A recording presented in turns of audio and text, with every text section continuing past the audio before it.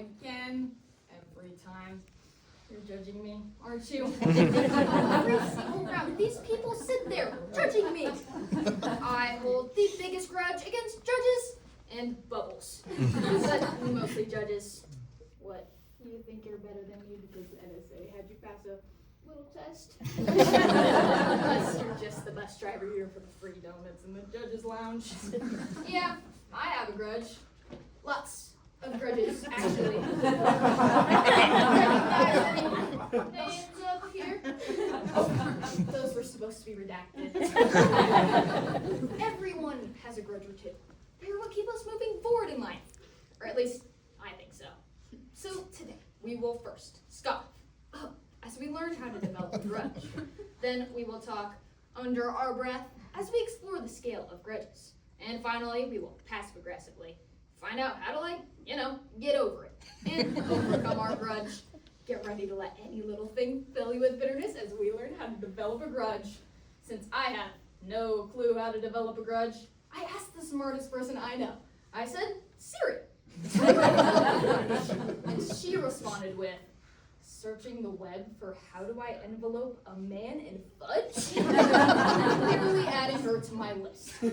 So I used a dictionary. Having a grudge means to hold on to feelings of resentment and anger towards someone for a past wrong, injury, or perceived slight. So pretty much every speech ballad I've ever gotten could create one. No wonder I've got so many. Let's break that down a bit. Holding on to feelings of resentment and anger. Well, that sounds super healthy to me. Like, they can keep you super focused in life. Resentment and anger are like my peanut butter and jelly. And holding on to the fact that Jenna Smith accidentally missed my Valentine's box in the 3rd grade is bad, then I don't know what good is. Resentment and anger also seem like the path to the dark side. Somebody get Yoda in here before I go sad. Now we have towards someone. Obviously, a grudge needs to have a target. It can't just be aimed at nothing. Now that's true for most people, but not me. I'm capable of having a grudge against nothing. Nothing can suck it. Now we have past wrong. Like, how far in the past? Are we talking a few weeks, months, fortnights? I believe Genghis Khan invaded my great-grandma's village. We still got beef. Next up, we have injury. Now, are we talking about the torn labrum in my hip? Or more like the fact that I know Jenna and Karen were whispering about me in 3rd hour, discussing my lack of ability to blend in socially, or chew with my mouth closed, or stop wearing shorts with so many words on them, or cut it with the air quotes. Whatever. And finally, we have perceived slight. This is my personal favorite. I can perceive a slight out of anything.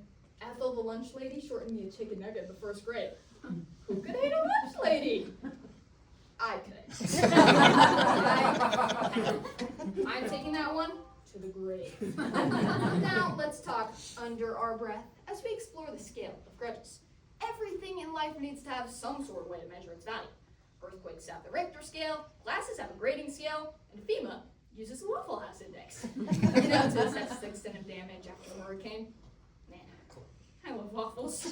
I couldn't find a way to measure grudges, so it's up to me to create one myself. Meet the Grudge Index of Proficiency, or also known as the GLUP. This indexing of grudges, we will finally know, is it a grudge? And if so, where does it rank? On the left, no, it is not a grudge. On the right, yes it is. Up high, it's burning a hole in your soul. And down low, you should probably let it go, let it go. Anyway, let's get some of my grudges, some grudges on the board. Birds, they poop on me. Is it enough to hold a grudge? I think so. But should you hold that grudge for the rest of your life? Probably not. I'm gonna have to say, let it go. The 1998 horror film The Grudge. Don't get confused. This is not what we are talking about. So, no, not a grudge, let it go. And finally, the people that say I look like my brother. Let's make this easier with a rapid fire round. Babies. They know why. Most entertainment speakers. Bubbles.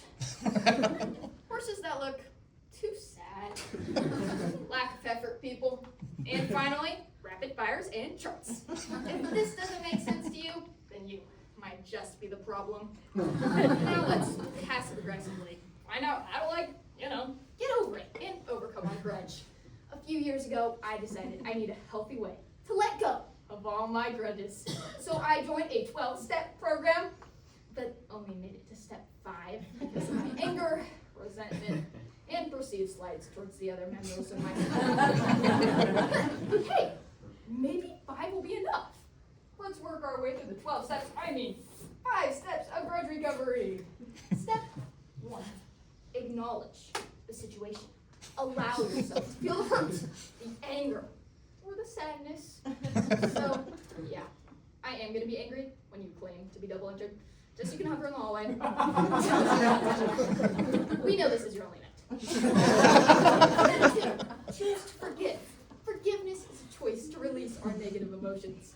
The support group was not supportive enough of my method of releasing my emotions, so I will try to do this as positively as I can. Step 3, gain perspective. They say meditation is a great way to do this. I just gotta clear my mind. Okay, clearing mind, no thoughts. My mind is empty. Wait, is thinking about not thinking actually thinking? Guess I'm gonna have to pass on that one. Step 4, well, I missed that day. The lady in front of me at the bakery was getting donuts for the entire homeless shelter. Step 5, act for healing. The support group told me I needed to take an active role in my healing. So, fine, I wrote a letter. My condolences, judges. I'm sorry you feel entitled to judge me in those outfits. My judgment against you is unwarranted, even though your taste is so poor. But I will trust that your taste in entertainment speakers is better than your taste in, well, clothing. Sincerely, Claire. There you go. We did it. We learned how to overcome our grudge. Don't hold it against me. I feel almost weightless now with all of my grudges gone. So today, we first scoffed as we learned how to develop a grudge. Then we talked under our breath as we explored the scale of grudges. And finally, we passive aggressively found out how to, get over it and overcome our grudge.